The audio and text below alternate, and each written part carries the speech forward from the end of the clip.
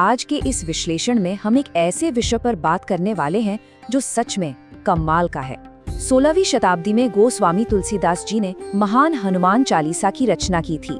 सदियों से लोग इसे अगाध श्रद्धा से पढ़ते आए हैं, लेकिन आज हम सिर्फ आस्था के दायरे में नहीं रहने वाले। आज हम इस प्राचीन ज्ञान के पीछे छिपे विज्ञान को डिकोड करेंगे, देखेंगे कि कैसे ये आज के आधुनिक जीवन में हमारे मेंटल रेजिलियंस यानी मानसिक लचीलेपन का एक एकदम सॉलिड सोर्स बन सकता है। तो चलिए सीधे मुद्दे पर आते हैं। क्या 16वीं सदी की कोई प्रार्थना आज की सुपरफास्ट दुनिया में पीक मेंटल परफॉर्मेंस का ब्लूप्रिंट बन सकती है?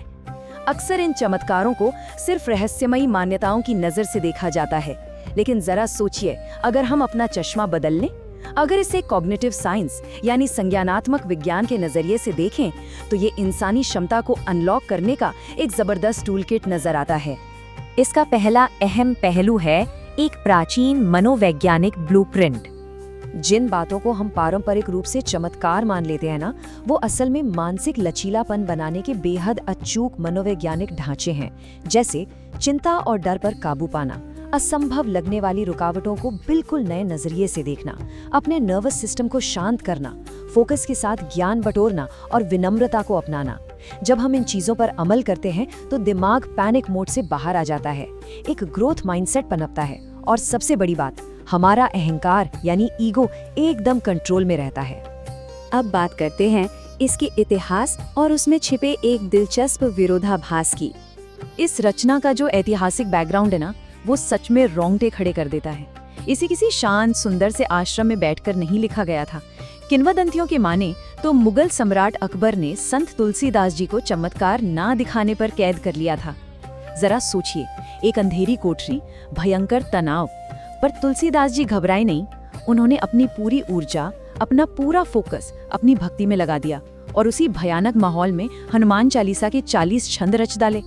कहते हैं कि पाठ पूरा होते ही बंदरों की एक सेना ने जेल पर धावा बोल दिया और उन्हें रिहा कर दिया गया। खैर, कहानी चाहे जो हो, ये हमें सिखाती है कि भयंकर दबाव के बीच भी दिमाग को कैसे शांत और केंद्रित रखा जाए। ग्रेस अंडर प्रेशर का इससे बेहतरीन उदाहरण शायद ही मिले। और यहीं पर इस दर्शन का सबसे बड़ा पैराडॉक्स यानी विरोधाभास सामने आता है। असीमित शक्ति लेकिन ईगो बिल्कुल जीरो। हनुमान जी के पास अपार शक्ति है, लेकिन अहंकार नाम की कोई चीज नहीं। उनकी सारी शक्ति एक बहुत ऊंचे उद्देश्य, भगवान राम की सेवा के लिए है। इसका सीधा सा मतलब है कि जब हम अपने स्वार्थ को हटा देते हैं तो हमारा पूरा फोकस एक पर्पस ड्रिवन काम पर चला जाता है। फिर हम सिर्फ रिजल्ट के पीछे नहीं भागते, बल्कि उस पूरी प्रोसेस को एंजॉय करने लगते हैं। जब हमारा दिमाग डर या जरूरत से ज्यादा सोचने यानी ओवर थिंकिंग के लूप में फंस जाता है, तो चालीसा का निरंतर पाठ एक पैटर्न इंटरप्शन का काम करता है। ये उस पैनिक के चक्र को झटके से तोड़ देता है और साथ ही ये जन्म देता है पिग्मिलियन इफेक्ट को।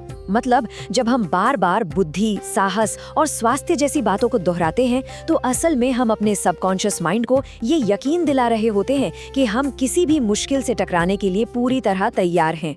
चलिए अब देखते हैं कि कैसे ये प्राचीन श्लोक हमारे लिए आधुनिक उपकरण बन जाते हैं। कुछ खास छंदों को अगर ध्यान से देखें तो वो आज के समय के हिसाब से एकदम प्रैक्टिकल मेंटल टूल्स लगते हैं।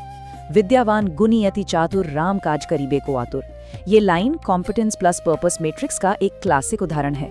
विद्या और गुणी का सीधा अर्थ है ग्रोथ माइंडसेट यानी हमेशा सीखते रहना। अति चातुर हमारी स्ट्रेटेजिक इंटेलिजेंस है और राम काज ये हमारी इंट्रिंसिक मोटिवेशन है, एक ऐसा बड़ा उद्देश्य जो हमें हमेशा आतुर या अलर्ट रखता है। जब हमारी काबिलियत किसी बड़े उद्देश्य से जुड़ती है ना, तो बर्नआउट छू मंतर हो जाता है और गजब की ऊर्जा आती है। अब इस चौपाई को ही ले लीजिए, भूत पिशाच निकट नहीं आवे, महावीर जब नाम सुनावे। अगर इसे आज के चश्मे से देखें तो ये भूत पिशाच हमारे दिमाग के वो बेबुनियाद डर, ओवरथिंकिंग और इम्पोस्टर सिंड्रोम है जो हमें आगे बढ़ने से रोकते हैं। ऐसे में महावीर का नाम जपना एक कॉग्निटिव शील्ड यानी एक दिमागी ढाल बन जाता है। भारी अनिश्चितता वाले माहौल में ये नकारात्मक विचारों को वहीं का वहीं रोक देता है। यहाँ निरंतर शब्द पर गौर करना बहुत जरूरी है। नासै रोग हरे सब पीरा, जपत निरंतर हनुमत बीरा। यहाँ निरंतर का मतलब है बिना रुके, लगातार। मनोविज्ञान की भाषा में इसे कंसिस्टेंसी प्रिंसिपल कहते हैं। साइंस भी मानता है कि इस तरह का लगातार ध्यान हमारे नर्वस सिस्टम को रिलैक्स करता है, स्ट्रेस हार्मोन कॉर्टिसोल को गिराता है और शरीर में एकदम फ्रेश मेंटल और फिजिकल एनर्जी भर देता है। चौपाई 20 हमें कॉग्निटिव रिफ्रेमिंग का जादू सिखाती है। दुर्गम काज जगत के जेते, सुगम अनुग्रह तुम्हरे तेते। अक्सर जब कोई बहुत बड़ी मुसीबत आती है तो हम मान लेते हैं कि ये तो दुर्गम है, हो ही नहीं सकता। लेकिन ये श्लोक नजरिया बदल देता है। हनुमान जी की उस मानसिकता से जुड़ते ही जिसने पहाड़ों को हिला दिया था, हमारा अपना दिमाग उस मुश्किल को सुगम यानी आसान समझने लगता है। दिमाग निराशा के गड्ढे से निकलकर एक्टिव प्रॉब्लम सॉल्विंग मोड में आ जाता है। अब बात करते हैं इस लचीलेपन के बुकएंड्स की, यानी इसके शुरुआती और आखिरी हिस्सों की। किसी भी प्रैक्टिस को हम कैसे शुरू और खत्म करते हैं, ये बहुत अहम है। चालीसा का पहला और आखिरी श्लोक इस पूरी प्रक्रिया को एक गजब का स्ट्रक्चर देते हैं। श्री गुरु चरण सरोज रज निज मनु मुकुर सुधारे। ये सिर्फ कोई काव्यात्मक शुरुआत भर नहीं है। असल में लचीलापन बनाने से पहले ये अपने दिमाग की गंदगी साफ करने का एक बेहद जरूरी एक्टिव मेंटल एक्सरसाइज है। मनोविज्ञान इसे कॉग्निटिव क्लैरिटी कहता है। खुद सोचिए, अगर शीशे पर धूल की मोटी परत जमी हो तो क्या उसमें कुछ साफ दिखेगा? बिल्कुल नहीं। हमारी रोज की टेंशन, पूर्वाग्रह, हमारा ईगो, ये सब उसी धूल की तरह हैं। इस प्रैक्टिस में उतरने से पहले अपने अंदर के शोर को शांत करना और दिमाग के शीशे को चमकाना सबसे पहली शर्त है। और दिमाग साफ करने के तुरंत बाद आता है बुद्धिहीन तनु जाने के। अब खुद को बुद्धिहीन कहना कोई अंडर कॉन्फिडेंस नहीं है, बल्कि ये बिगिनर्स माइंड की सबसे प्योर फॉर्म है। ये मान लेना कि मुझे सब कुछ नहीं आता हमारे अहंकार के गुब्बारे की हवा निकाल देता है। भरा हुआ कप और चाय नहीं सोख सकता। ईगो को साइड में रखने के बाद ही हम वास्तव में बल, बुद्धि और विद्या ग्रहण करने के लायक बनते हैं। चलिए अब देखते हैं कि ये पूरा लूप पूरा कैसे होता है।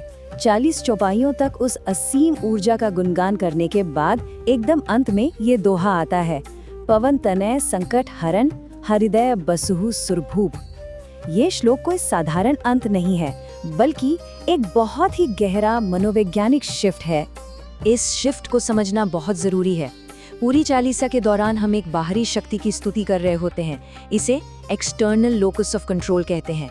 लेकिन इस आखिरी लाइन में हम उस सुपर पावर से सीधे अपने हृदय में बसने की गुजारिश करते हैं।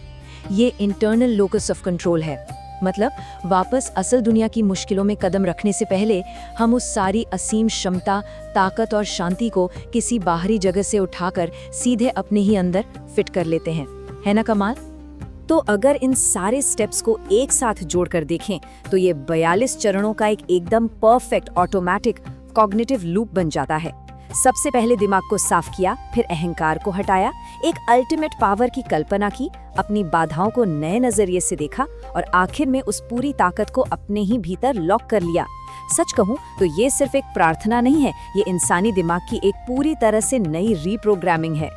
ये सब जानने के बाद एक सवाल तो जरूर उठता है, हमारी ऐसी और कितनी प्राचीन परंपराएं और ग्रंथ धूल फाक रहे हैं जिनमें आज के समय की ऐसी जबरदस्त मानसिक महाशक्तियां छिपी हैं और जिन्हें डिकोड किया जाना अभी बाकी है। प्राचीन दर्शन और आज की मॉडर्न साइंस के बीच का ये कनेक्शन सच में हैरान करने वाला है। उम्मीद है इस विश्लेषण से सोचने का एक बिल्कुल नया नजरिया मिला होगा। सीखते रहिए और अपने अंदर की उस असीमित ताकत को पहचानते रहिए।